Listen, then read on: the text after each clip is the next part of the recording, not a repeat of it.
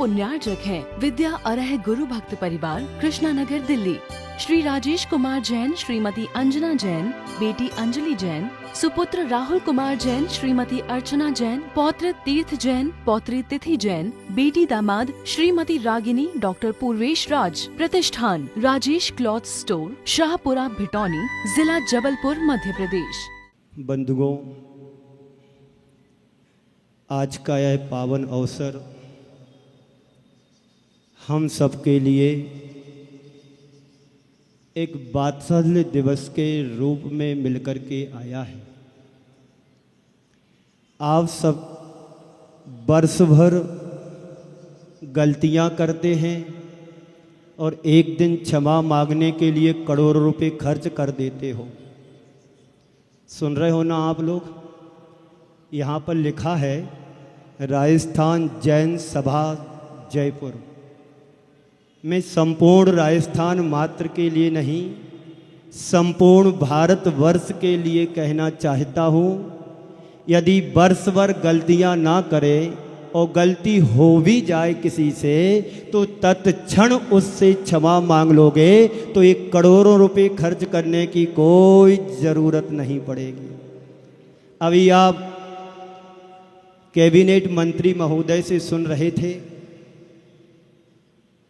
कि जैन समाज इतनी प्रबुद्ध समाज है कि उन्हें किसी के सामने हाथ फैलाने की जरूरत नहीं पड़ती है। यही बात हमारे गुरुदेव विद्यासागर जी महाराज कहा करते थे कि जैन समाज वो समाज है वो दूसरों को देती है, लेती नहीं है। दूसरों से लेने वाला कौन कहलाता है? मैं शब्द का प्रयोग नहीं करूंगा, आप समझ लेना क्या कहलाता है। हम देने वालों में, नाम लिखाने वालों में हैं, लेने वालों में नहीं। ये आचार्य गुरुवर विद्यासागर जी का उपदेश और उद्देश्य रहा करा। एक बार गुरुदेव के चरणों में एक बात सामने आई।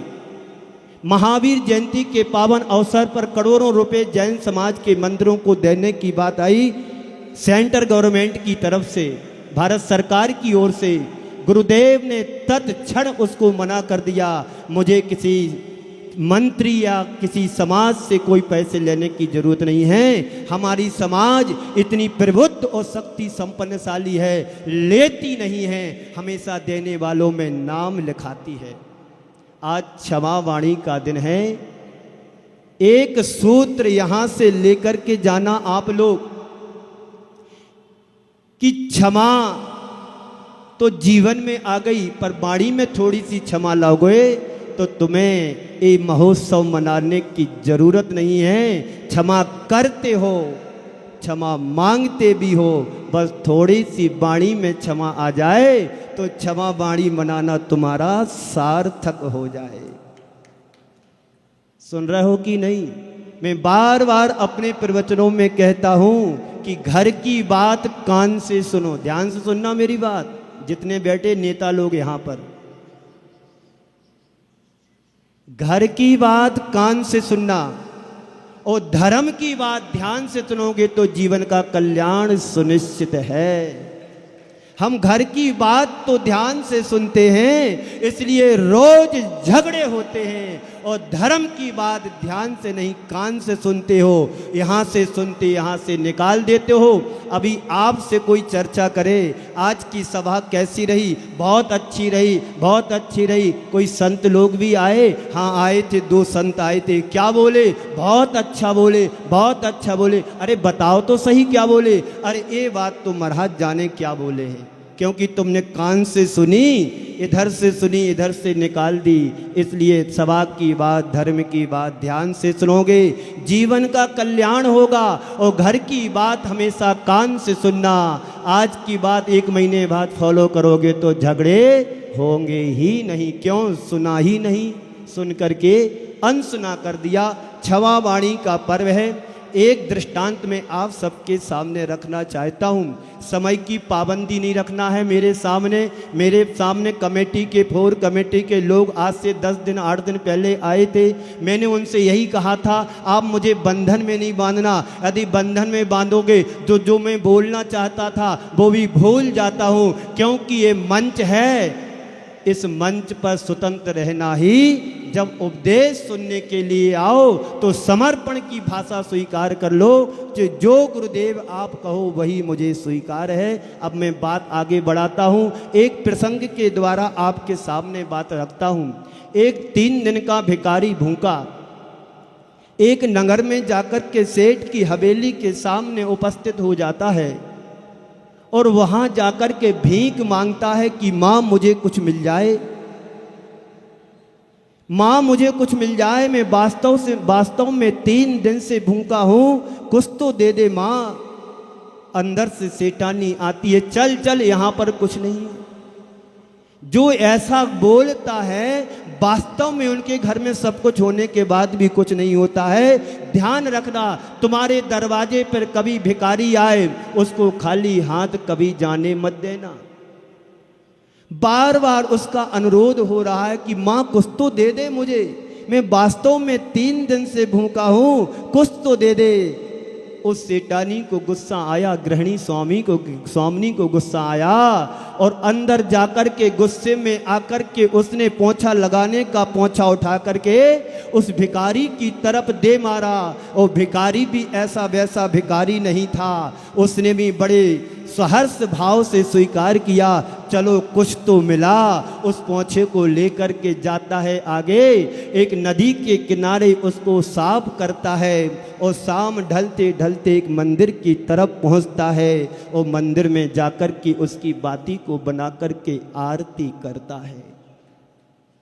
जैसे ही दीपक प्रज्वलित हुआ, आरती करने लगा, उसके मन से एक भाव निकला कि हे प्रभु, जिस तरह से दीपक से प्रकाश प्रकाशित हो रहा है, ठीक उसी तरह से इस ज्ञान का प्रकाश उस सेठानी के हृदय में भी स्फुटित हो, ताकि उसके अंदर का ये दुराभाव हमेशा हमेशा के लिए तिरोहित हो जाए, हमेशा हमेशा के लिए नष्ट हो जाए, हमेशा हमेशा के लिए दूर हो जाए। बंधुओं, यह एक भिखारी के अंदर की क्षमा की प्रतिक्रिया है। अभी महाराज श्री आपसे कह रहे थे, 1 मिनट का क्रोध तुम्हारे लिए बड़ा घाटा करा देता है, तुम्हारे भव भवांतरों में भटका सकता है। 1 मिनट तो बहुत बड़ी बात होती है, 1 सेकंड का क्रोध भी तुम्हारे ना जाने जन्म जन्मांतरों में नरक निगोद की यात्रा कराने के लिए भी समर्थ हो सकता है। क्योंकि जैन दर्शन कहता है प्रतिपल कर्म का आश्रय होता है। एक क्षण भी ऐसा नहीं है जब 7 कर्मों का आश्रय ना हो रहा हो। यदि 8वें कर्म का भी आश्रय होता है तो एक साथ 8 कर्मों का भी आश्रय होता है। इसलिए गलती करें तुरंत तत्क्षण उसके सामने तुम झुक जाओ। झुकने में ही सबसे बड़ा हमारा उद्धार है, कल्याण है। कोई क्षमा करे या ना करे कोई बात नहीं, हम अपने मन का मैल धो लो तो क्षमा हो ही जाएगी। पूज्य क्षमा सागर जी महाराज श्री अपने प्रवचनों में कहा करते थे कि यदि आपके सामने कोई व्यक्ति झुक रहा है, ध्यान से सुनना, कान से नहीं, महासभा वालों दोबारा प्रवचन नहीं मिलेगा मेरा। तुम्हारा पुण्य था कि मैं चल करके आ गया, प्रतिकूलता होने के बाद भी मैंने वचन दिए। ठाकुर के वचन है, कोई कायरता के वचन नहीं है। कह दिया तो कह दिया। एक बार ऐसा हुआ, एक व्यक्ति से पूछा, भाई टाइम क्या हो गया? बोले 12 बज गए। थोड़ी देर बाद फिर पूछा, भाई कितना बज गया? बोले 12 बज गए। थोड़ी देर बाद फिर पूछा, भाई टाइम तो बताओ कितना हो गया? बोले 12 बजे। कह दिया ना, ये ठाकुर की जबान है, कभी कम नहीं होती। जो कह दिया तो कह दिया। बात समझ में आई ना? तो ऐसे ही मैंने आप लोगों के लिए आशीर्वाद के रूप में कह दिया था, आप निश्चिंत रहें, मैं आऊँगा, पर समय पर आऊँगा, अभी नहीं, समय पर आऊँगा। समय आया, समय के पहले मैं आपके पास उपस्थित हो गया। तो मैं कह रहा था, क्षमा वाणी आप प्रति वर्ष मनाते कि नहीं मनाते सभा वालों? लेकिन क्षमा वाणी मनाते मनाते 70, 75, 60, 65 वर्ष तुम्हारे बीत चुके हैं। जीवन का बहुभाग बीत गया है। साल भर गलतियां करते हो, और तुम क्षमा उन्हीं से मांगते हो जिनसे रोज मिलते हो। पर संत कहते हैं क्षमा उससे मांगो जिससे तुम्हारी बरसों में गलतियां हुई हो और जो आज तक कई वर्षों से बोला चाली तुम्हारी ना हो। उनके घर जाकर के तुम झुक जाओ, क्षमा मांग लो, कुछ बिगड़ने वाला नहीं है। सामने वाला मानी प्राणी भी पानी पानी हो सकता है, पर गलती आप सभी यहीं पर करते हैं। जिनसे रोज चाय पी रहे, उठ रहे, बैठ रहे, खा रहे, पी रहे, घूम रहे, उनसे कहते हैं उत्तम क्षमा, उत्तम क्षमा। अरे उनसे क्षमा मांगो जिनसे तुम्हारी विगत वर्षों में गलतियां हुई हैं और आज तक बोला चाली नहीं है। काश यदि तुमने उनसे क्षमा मांग ली तो जीवन का सारा मैल, क्रोध, मैल, पाप आदि सब धुल सकता है। बंधुओं, आज का यह पावन अवसर हम सबके जीवन के लिए वात्सल्य दिवस के रूप में आया है। ये वात्सल्य दिवस बाहर से नहीं होता है, अंतरंग से होना चाहिए। अंतरंग की तरंगें बदलेंगी तो जीवन का बहिरंग भी तुम्हारा बदल सकता है। और बहिरंग बदल लेने के बाद यदि अंतरंग में परिवर्तन नहीं आता है तो जीवन में तुम कुछ भी नहीं कर पाओगे। यहाँ पर कैबिनेट मंत्री और आदि उनके सभी उच्च पदाधिकारी के रूप में पदों पर रहने वाले उन सभी से मैं कहना चाहता हूँ, आपके साथ भी किसी न किसी प्रकार की कोई ना कोई छोटे बड़े रूप में कभी ना कभी किसी से गलती हुई होगी। याद करो, आंख बंद करके याद करो, विगत वर्षों में किससे मेरी बोला चाली नहीं है, बोल चाल बंद है।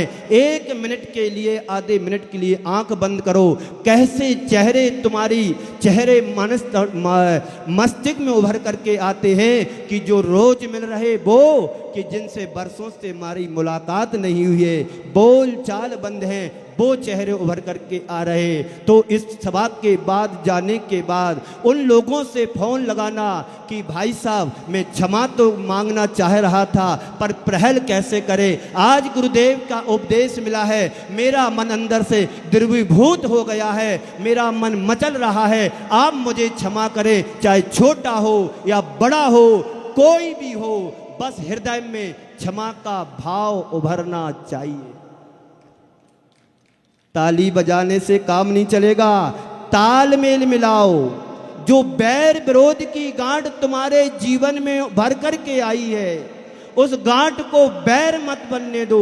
आज ही संकल्प लो कि आज मैं यहां से उठ करके जाऊंगा और क्षमा सबसे पहले मांगूंगा, उनसे क्षमा मांगूंगा जिनसे हमारी बरसों से बोल चाल बंद है, बुराई है। बंधुओं, क्षमा मांगना वही सार्थक है। ये तो सब तुम फॉर्मेलिटी करते हो, लाखों करोड़ों रुपए खर्च कर देते हो और फिर जाकर के वहीं मिलते हो। ऐसे में मजा आने वाला नहीं है। मैं आपके लिए नहीं कह रहा हूं कि कार्यक्रम बंद कर देना, पर सही यथार्थ में सच्ची क्षमा का अधिकारी तो वही है जो हृदय से बदल जाता है और सामने वाले को बदलने का अवसर दो। एक बात मैं आपके सामने सुनाता हूं। किसी को मारने का मजा तो एक दिन का होता है बंधुओं, किसी को मारने का मजा तो एक दिन का होता है, पर किसी के हृदय को बदल दो, जिंदगी भर का मजा सामने आता है। हम व्यक्ति को बदल नहीं सकते हैं, खुद को बदल नहीं सकते हैं, तो क्षमा मांगने का अर्थ क्या है? यथार्थ में क्षमा का तो वही अधिकारी होता है जिसके हृदय में कूट कूट के दया, करुणा, वात्सल्य, प्रेम का भाव भरा हो। सच्चा सम्यक दृष्टि तो वही है। छोटे बच्चे से भी कह देता है भैया मुझे क्षमा करना, लेकिन कुछ लोग हैं अहंकार में डूब करके, ईगो में चल करके, कौन झुकेगा, मेरी ही गलती नहीं है, मैंने ही थोड़ी गलती की है, सामने वाला भी तो गलत है। एक दूसरे को इस अहंकार की धरा पर खड़े होकर के अपने आप को सब नष्ट करने में लगे हुए हैं। भिखारी चाहता तो पहुंचा पलट करके मार सकता था, लेकिन उसकी अभिव्यक्ति क्षमा की ये दर्शा रही है। चलो कुछ तो मिला, पोंछा मिला तो कोई बात नहीं, उसकी सकारात्मक सोच को देखो कि नदी पर जाकर के साफ करके बाती बना करके भक्त प्रभु की आरती भक्ति की, और ये भावना भा रहा है। जिस तरह से प्रकाश इस दीपक से फैल रहा है, बाहर के अंधकार को नष्ट कर रहा है, हे प्रभु यही प्रकाश ज्ञान का उस शैतानी के हृदय में भर दो। उसके अंदर का अहंकार और अज्ञानता मिथ्यात्व का जो तमस छाया हुआ है वह भी नष्ट हो जाए, दूर हो जाए।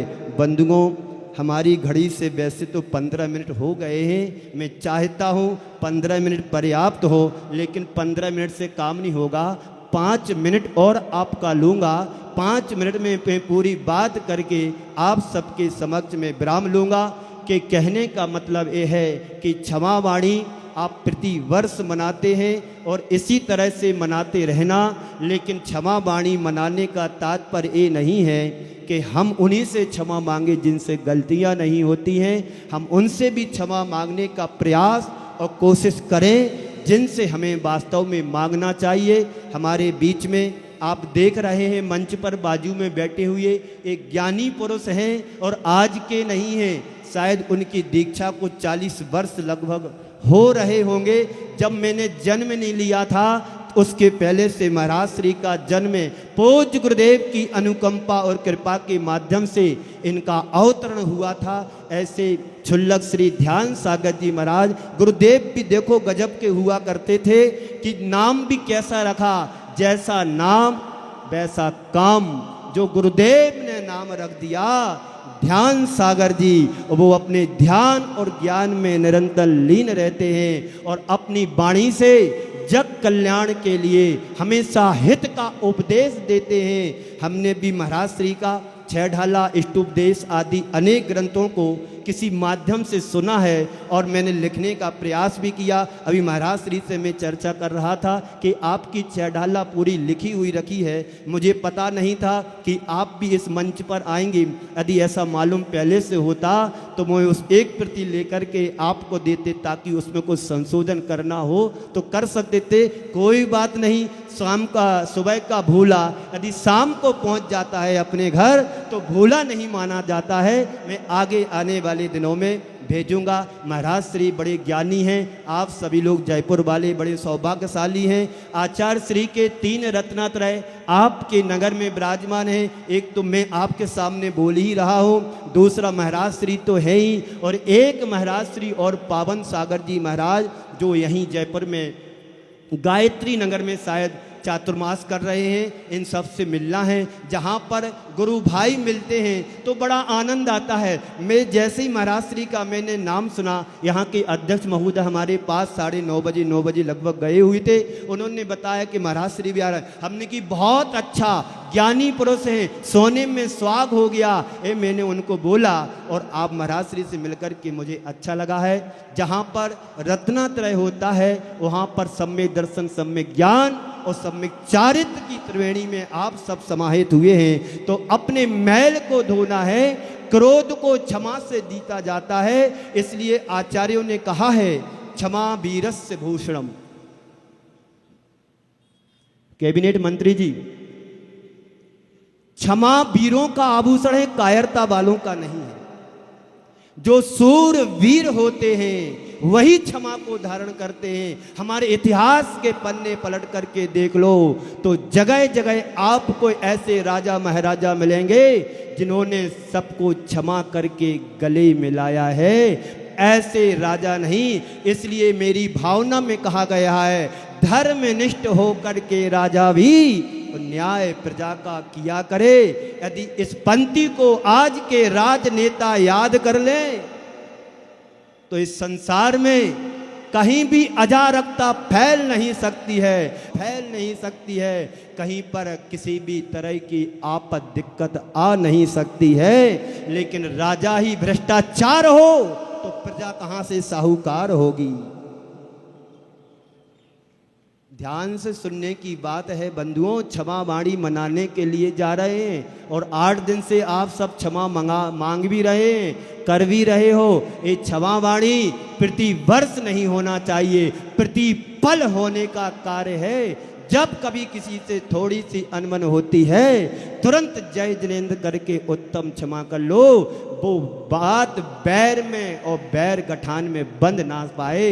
तो बंधुओं, क्षमा वाणी का ये पावन अवसर आप सबके जीवन के लिए मंगलमय हो। हर वर्ष मनाओ, चाहे परिवार के प्रति अनमन हो, चाहे समाज के प्रति अनमन हो, चाहे परिजनों के प्रति अनमन हो, और चाहे व्यक्तिगत हो या चाहे सगे संबंधियों के प्रति अनमन हो, चाहे अड़ोस पड़ोस के प्रति क्रोध भाव का भाव हो गया हो, इन सब के पास जाकर के उत्तम क्षमा तहे दिल से समर्पित हो जाओ।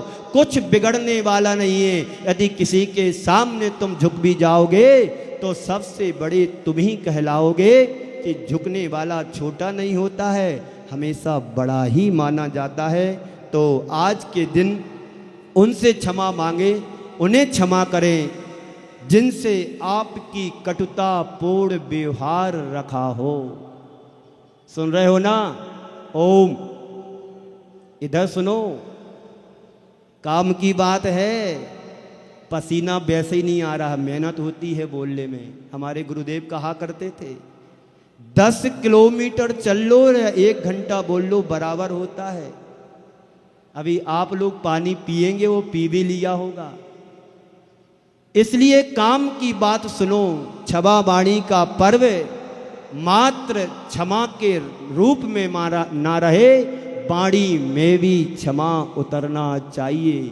हित मित प्रिय वचनों का हमारे जीवन में, व्यवहार में, प्रैक्टिकल रूप में ये सब आना चाहिए। और धोखे से क्रोध के वशीभूत होकर के यदि हम किसी को बोल भी देते हैं तो दूसरे क्षण उससे तुरंत तस्मिच्छामि दुक्कडम करके क्षमा मांग लो कि भाई साहब मेरा ऐसा आशय नहीं था, प्रसंग वसाद यदि मेरे द्वारा कुछ बोला भी गया हो उसे क्षमा करें, क्योंकि मेरा ऐसा प्रतिपाद नहीं था। आप सब बड़े राजनीतिक नेता हैं, हर समाज से जुड़े हुए हैं। कहीं ना कहीं कटुतापूर्ण व्यवहार फोन के माध्यम से या व्यक्तिगत तौर पर हो ही जाता है, लेकिन उसी समय इन सब चीज़ों का ध्यान रखें, नोटिस में लें। निश्चित हमारे रूप में यदि ऐसा होता है, आता है, तो हम उसी समय क्षमा भाव रखें, क्षमा करें, जिससे हमारे जीवन का कल्याण हो सके। आत्मा अनंत काल से पतन की ओर जा रही है। पतन खुद करने वाले हैं, दूसरा कोई करने वाला नहीं है। निमित्त निमित्त के संबंध होते हैं। समय आपका हो रहा है। इसी मंगल पुनीत भावना के साथ जो बात यहाँ की समाज ने, राज्यसभा राजस्थान वालों ने ये बात महोदय जी के सामने रखी, जो राजस्थान के कैबिनेट मंत्री के रूप में है, मैं उन सभी से कहना चाहता हूँ जो राजनीति पद पर हैं या जो उनसे जुड़े हुए हों, उन्हीं से कहना चाहता हूँ कि जो बात समाज ने आप सबके समक्ष रखी है, समाज बनाने में सक्षम है, लेकिन जब तक भूदान यदि पास में नहीं होगा तो कहाँ बना सकते हैं। आज हमारी समाज में नहीं, सभी जैनेतर समाज में भी बच्चों के लिए, रहने के लिए, खाने पीने के लिए बहुत दिक्कत शहरों में जाती है। और यदि उसी स्थान पर रहने के लिए मिले और भोजन भी मिले तो अशुद्धता से बच सकते हैं। और अनाचार, अत्याचार आदि जो कांड होते हैं उनसे भी बच्चे हमारे सेफ रह सकते हैं। बस हमारा गुरुकुल के रूप में छात्रावास होगा तो निश्चित जैन समाज उसको ऊंचाइयां पहुंचाने में समर्थ हो सकेगी। जब तक राजनीति हाथ मजबूत नहीं होगा तो समाज भी कुछ नहीं कर पाएगी। गुरुदेव ने हमेशा, आचार्य गुरुवर श्री विद्यासागर जी महाराज ने इन 4 जगह बहुत अच्छा काम किया है। धारावर्दी क्या नाम है, ध्यान से सुनना। आचार्य गुरुवर श्री ने बच्चियों के लिए, कन्याओं के लिए प्रतिभा स्थली नाम की बहुत बड़ी संस्था को खुलवाया है। 5 जगह उसकी उप शाखाएं चल रही हैं। आज हजारों की संख्या में छोटी छोटी बालिकाएं वहाँ पर शिक्षण ग्रहण कर रही हैं। मात्र लौकिक शिक्षण ही नहीं, वहाँ पर जैन दर्शन के पूरे संस्कार भी दिए जा रहे हैं, जिसका नाम है ज्ञानोदय विद्यापीठ, जबलपुर, मध्य प्रदेश। दूसरी ओर आचार्य श्री ने मेडिकल के क्षेत्र में सागर मध्य प्रदेश में भाग्योदय तीर्थ के नाम से बहुत बड़ा हॉस्पिटल चल रहा है। पूरे सागर संभाग में जो मशीनें नहीं हैं वो भाग्योदय में आज वहाँ पर संचालित हो रही हैं। हजारों लोग मरीज जीवन दान पा रहे हैं। तीसरी ओर आचार्य श्री ने गौशालाओं का निर्माण करा करके आशीर्वाद दे करके लाखों लाख पशु जीवन दान पा रहे हैं। जो कसाईयों के हाथ जा करके मौत के घाट उतारे जाते थे, उन्हें निर्दयी पशुओं के लिए, उन पशुओं के लिए, मूक पशुओं के लिए गौशाला में जीवन दान दिया जा रहा है। और बेरोजगारों के लिए हथकरघा जैसे केंद्र खुलवा करके जेलों में हथकरघा चल रहे हैं। हजारों हजार युवा जो जेल में सजा काट रहे हैं वो हथकरघा चला करके अपने जीवन का पालन पोषण कर रहे हैं। ऐसे गुरुदेव ने इस तरह से हम सब के लिए दिया है। आचार्य गुरुवर श्री विद्यासागर जी महाराज इस धरा के महान भगवान के रूप में अवतरित हुए थे। आज वो हमारे बीच में नहीं हैं, कोई बात नहीं। उनके संस्कार, उनकी वाणी, उनका उपदेश हम सब के लिए मील का पत्थर बन करके आज हम सबको प्रेरित कर रहा है। ऐसे गुरुवर श्री के चरणों में नमन अर्पित करते हुआ मैं अपनी वाणी को विराम लूँगा। यहाँ पर 32 उपास, 16 उपास, 10 उपास आदि, तेला आदि जिन्होंने व्रत धारण किए हैं, अपना व्रत किए थे, उन सब के लिए बहुत बहुत आशीर्वाद। आप समाज उनका सम्मान कर रही है। पूर्व शताब्दी के धर्म धुरंधराचार्य, आगमनिष्ठ, चारित्र चक्रवर्ती, ज्ञानी, ध्यानी, तपस्वी, परम श्रद्धेय शांति सागर गुरुराज को त्रिभक्तिपूर्वक नमोस्तु। दीक्षा शिक्षा गुरु दिवंगत आचार्य श्री विद्यासागर गुरु महाराज को भक्तिपूर्वक नमोस्तु। इस धरती पर विचरण करने वाले सभी आचार्य उपाध्याय साधुओं को नमोस्तु। इस समय मंचासीन हमारे ही गुरु भाई पूज्य अरय सागर महाराज श्री को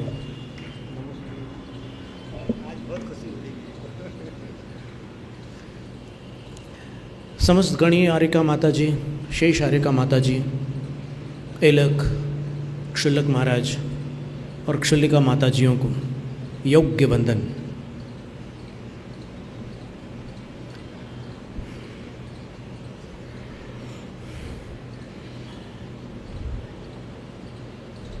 जब कभी कोई ऐसा उत्सव होता है, जैसे आज यहाँ पर पर्युषण और दशलक्ष्मी पर्व में जिन्होंने त्याग किया था उनका सम्मान कर रहा है।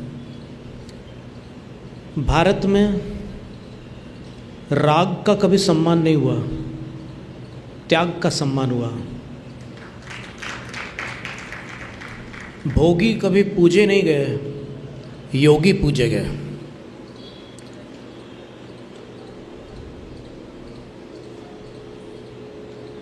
और सब एकत्रित होते हैं, सब भावनाओं को लेकर के आते हैं। मनुष्य के मन में कुछ तमन्नाएं होती हैं। अपना मन शरीर की जो आवश्यकताएं हैं उनकी पूर्ति होने के उपरांत कुछ और चाहता है। जैसे भोजन कर लिया, भूख मिट गई, विश्राम कर लिया, थकान दूर हो गई। ये शारीरिक चीज़ें हैं। औषध ले ली, रोग में आराम हो गया। लेकिन मन को कुछ चुनौतियाँ भी चाहिए होती है, मन को कुछ सुकून भी चाहिए होता है, मन को कभी कभी संघर्ष भी आवश्यक होता है। तो ऐसे उत्सवों में जब सब एकत्रित होकर एक दूसरे से मिलते हैं तो शास्त्रों में बताया है कि श्रद्धा बहुत बड़ी चीज़, और उस श्रद्धा में भी अपने पुराने आचार्यों ने वात्सल्य और प्रभावना को महत्व दिया है। सम्यक दर्शन के 8 अंगों में जब एकत्रित होते हैं तो वात्सल्य होता है, एक दूसरे से सब लोग जय जिनेंद्र करते हैं, और वो बड़ा छोटा कोई भी हो वो प्रत्युत्तर देता है, कोई अकड़ कर नहीं निकलता। फिर प्रभावना इस प्रकार से हो जाती है कि सब एकत्रित हैं तो सबका ध्यान उस तरफ जाता है कि वहाँ पर इतने सारे लोग हैं, और पता चलता है कि हाँ, जिन्होंने पर्व के दिनों में कुछ त्याग किया था, किन्हीं ने 16 दिन उपवास किए, किन्हीं ने 10 दिन उपवास किए, किन्हीं ने 5 दिन उपवास किए, किन्हीं ने रत्नत्रय के 3 दिन उपवास किए, किन्हीं ने एक आहार एक उपवास किया। तो इन सब का सम्मान होता है। और एक बड़ी अजीब बात है कि जो साल भर कभी उपवास नहीं करते, उन लोगों में भी इन दिनों उपवास करने की ताकत पैदा हो जाती है। साधुओं की संगति से भक्ति, वैराग्य और ज्ञान का लाभ मिलता है। भक्ति सम्यक दर्शन है, वैराग्य चारित्र है, और ज्ञान सम्यक ज्ञान है। और जहाँ ये त्रिवेणी होती है, भक्ति, ज्ञान और वैराग्य की त्रिवेणी होती है, वहाँ मोक्ष का मार्ग बन जाता है। जब तक त्रिवेणी नहीं है तब तक काम नहीं बनता। और इस दौरान साल भर जो भूल चूक होती है, इतना सब त्याग करने के बाद शरीर में भी परिवर्तन आता है, मन भी ठंडा पड़ जाता है, और उसके बाद क्षमा वाणी करते हैं। उत्तम क्षमा पहले दिन, क्षमा वाणी अंत में। ऐसा क्यों? क्योंकि पहले दिन तैयारी है, और वो अंदर से मुंह के बाहर आते आते क्षमा वाणी बनते बनते उतना टाइम पीरियड लगता है, ज़रूरी है।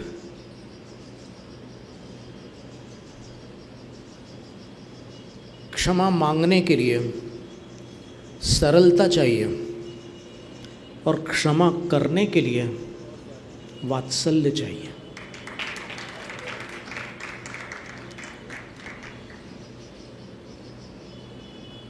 मन मट मैला मत बना, मत बदले की सोच, दाग लगा जो क्रोध का, उसे क्षमा से पोंछ।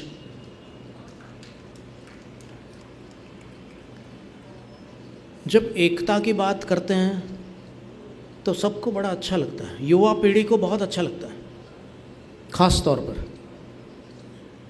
और जब अपन दीवारों की बात करते हैं तो फिर लगता है कि उस तरफ क्या है, वहाँ वालों को लगता है कि इस तरफ क्या चल रहा है।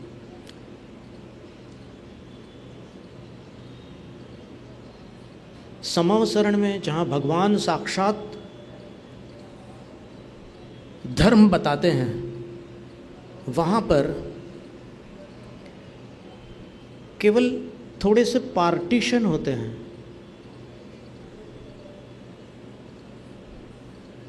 देवों की वो जो भूमि है वो अलग होती है, देवियों की अलग होती है, साधुओं की अलग होती है। ऐसी 12 सभाएं होती हैं। सभाएं 12 होकर के भी 12 विचारधाराएं नहीं होती। पर आज कलिकाल के दोष से कुछ मतभेद बने हैं। बहुत सारे संप्रदाय हैं, सबकी अपनी अपनी मान्यताएं हैं, मतभेद बने हैं। साधुओं की संगति सबको संदेश देती है कि मतभेद रहने दो, मन भेद मत करो।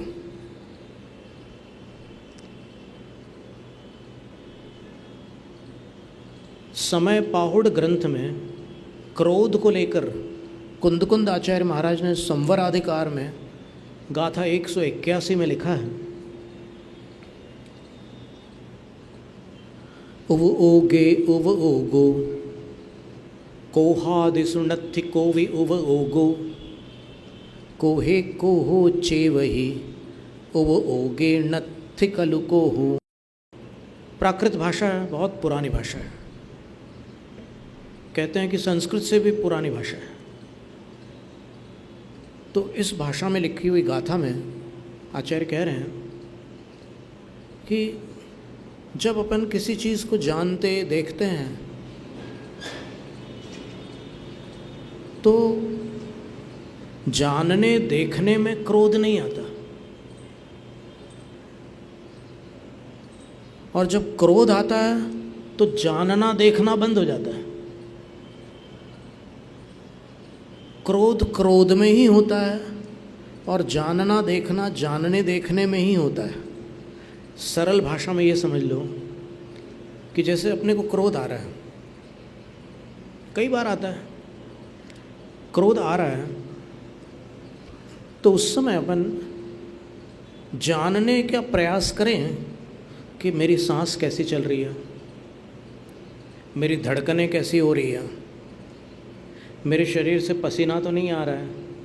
अगर आप इन चीज़ों पर ध्यान देंगे तो क्रोध ठंडा पड़ जाएगा। क्रोध आने पर यदि अपन प्रतिक्रिया न करें, कब तक? 15 मिनट तक। आज आप ये नियम अपने जीवन में प्रयोग में लाइए और 1 महीने बाद आप देखिए क्या स्थिति बनती है। 1 महीने तक क्रोध आने दो, लेकिन क्रोध में आपको कोई प्रतिक्रिया नहीं करनी है, न तो कुछ बोलना है, न कोई चेहरे से अपने भाव बिगाड़ने हैं, कुछ नहीं। 15 मिनट तक शांत रहना है। और जो लोग 15 मिनट शांत नहीं रह सकते उनके लिए 5 मिनट काफ़ी है। 5 मिनट बाद आप जो बोलना चाह रहे थे उसको जब आप बोलेंगे तो शब्दावली भी बदल जाएगी और भाव भी बदल जाएंगे। इस कार्यक्रम के पुण्यार्चक थे विद्या अरह गुरु भक्त परिवार, कृष्णा नगर, दिल्ली।